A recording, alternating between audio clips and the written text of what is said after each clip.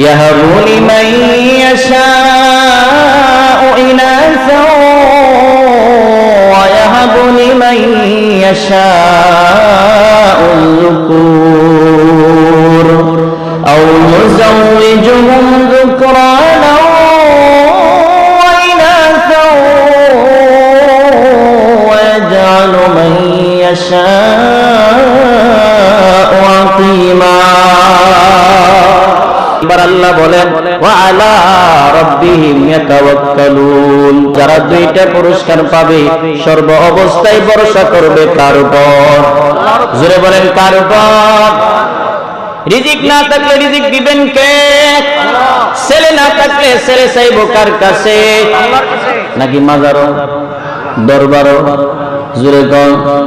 আরে বাবারে এমন দেশ আমার বাংলাদেশ, ছেলে মেয়ে না হইলে দৌড়ায় মাজারও আর বাজারও গরু ছাগল দেয়। কি গো বাবার কাছে মুরিদ এমন ভক্ত জীবন আর যৌবন বাবারে সব সই বাদে, আর মাঝে মধ্যে বাবার নামে গান গায় আর বলে আমি কি আর আমার আছি রে বাজান, সবই তোমায় সইবা দিছি। আসেনি? জুড়ে কোন আসেনি? ছেলে দেওয়ার মালিক কে? জুড়ে বলেন কে?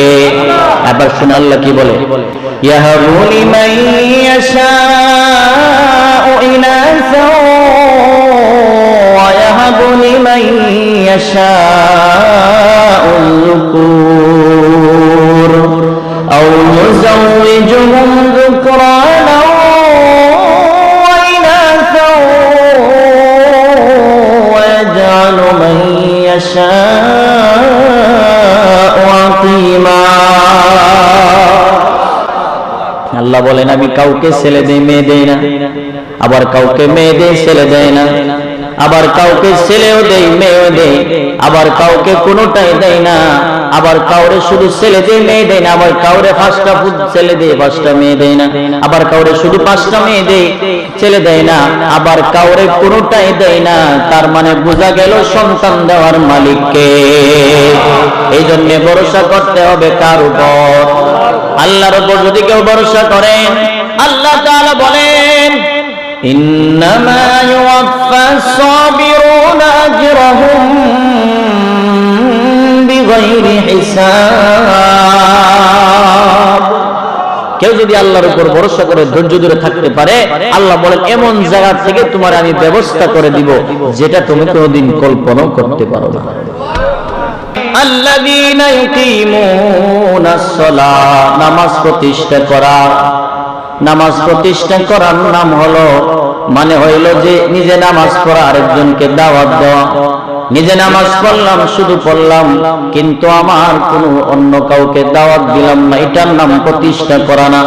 একজন ঘরের মেম্বার যিনি তিনি নিজে আগে নামাজ পড়বেন, এরপরে ঘরের সকল সদস্যকে নামাজের দাওয়াত দিবেন। একজন সমাজের কর্তা যিনি নিজে আগে নামাজ পড়বেন, সমাজের মানুষকে নামাজের দাওয়াত দিবেন। একজন মেম্বার যিনি নিজে আগে নামাজ পড়বেন, ওয়ার্ডের মানুষকে নামাজের কথা বলবেন। চেয়ারম্যান সাহেব যিনি নিজে নামাজ পড়বেন, ইউনিয়নের মানুষকে নামাজের কথা বলবেন। এমপি সাহেব যিনি নামাজ পড়বেন, তারপরে আসনের সকলকে নামাজের কথা বলবেন। একজন মন্ত্রী যিনি নিজে আগে নামাজ পড়বেন, তারপরে রাষ্ট্রীয়ভাবে ঘোষণা দিবেন নামাজ পড়া বাধ্যতামূলক। এটার নাম হলো নামাজ প্রতিষ্ঠা করা। وَمِمَّا رَزَقْنَاهُمْ يُنْفِقُونَ।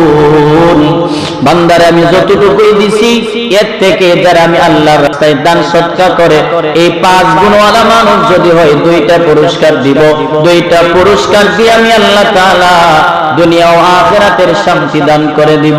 ভাইরা আমার, 1 নাম্বার হচ্ছে আল্লাহর জিকির, অর্থাৎ আযান শুনলে যারা নামাজে যায়। 2 নাম্বার হলো কোরআনুল কারীমের তিলাওয়াত। 3 নাম্বার হলো ভরসা করতে হবে কার উপর? জোরে বলেন কার? 4 নাম্বার হলো নামাজ প্রতিষ্ঠা করা। 5 নাম্বার হলো যাকাত দেওয়া, আল্লাহর রাস্তায় দান সদকা করা। ভাইরা আমার, কিসের আশা করেন? খবর নিয়ে দেখবেন আপনার পাশের বাড়ির আপনার বন্ধু বান্ধব কত সুন্দর প্ল্যান প্রোগ্রাম ছিল, ছেলে বিয়ে শাদী করাবে, মাস্টার পড়বে, ছেলে ডিগ্রি নিবে, নিজে অনেক কিছু করবে, ঘুমাইছে আর উঠে না।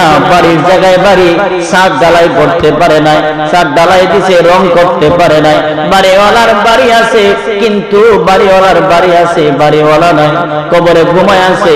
আশা মনের আশা মনে রইয়া গেল, ফাঁকি দিয়ে আজরাইল নিয়ে গেল। এই ঘর বাড়ি সব যার যার ভাবে পড়ে আছে, ব্যক্তি নাই। কথা ঠিক না? পরের জায়গা পরের জমি ঘর বানায় আমি রই, বলবো জোরে বলেন, বলবো। পরের জায়গা পরের জমি ঘর বানায় আমি রই, আমি তো সে ঘরের মালিক নই। বলেন পরের জায়গা পরের জমি ঘর বানায় আমি রই, আমি তো সে ঘরের মালিক নই। সেই ঘরখানা যার জমিদারি,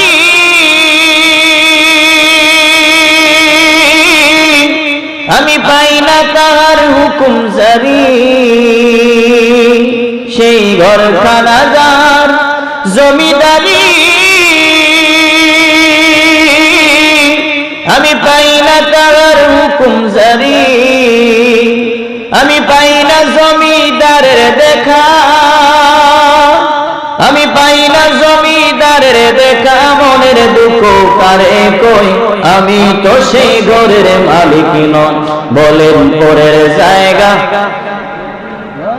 সবাই বলি পরের জায়গা পরের জমি ঘর বানায়া, জমিদারের ইচ্ছা মতো দেই না জমি চা, তাই তো ফসল ফলে না রে দুঃখ 12 মাস। জমিদারের ইচ্ছা মতো দেই না জমি চাষ, তাই তো ফসল ফলে না রে দুঃখ 12 মাস। আমি খাজনা পাতি সবই দিলাম,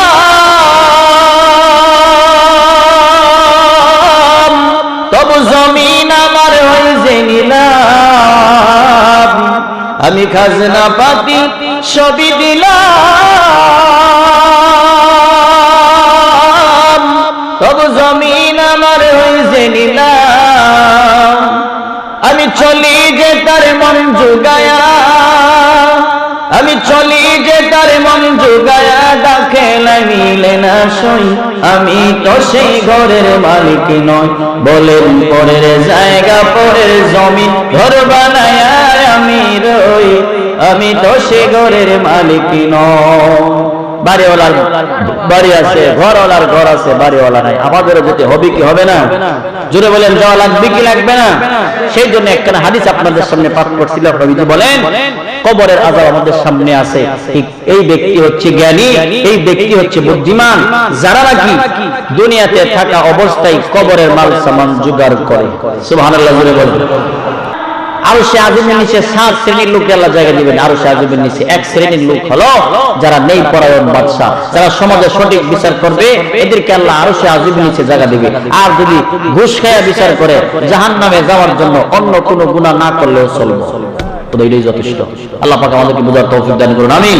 এই কবরের আযাব থেকে বাঁচতে হলে আমাদের 4টা কর্মসূচি পালন করতে হবে। কয়টা? বিদায় নিচ্ছি। 1 নাম্বার হলো নামাজ, 2 নাম্বার কোরআনুল কারীমের তিলাওয়াত, 3 নাম্বার হলো রোজা, 4 নাম্বার হলো যাকাত। আল্লাহ তাআলা আমাদের সকলকে মরণ পর্যন্ত এই আমলগুলো ধরে রাখার তৌফিক দান করুন, আমিন। পরিশেষে আমি বলতে চাই, আমার কথা বা আমার ভাষায় যদি কেউ কষ্ট পেয়ে থাকেন, আল্লাহর রাস্তে ক্ষমা করে দিবেন। আর বিশেষ করে আমি আপনাদের জন্য দোয়া করি, আপনারা আমার জন্য দোয়া করবেন।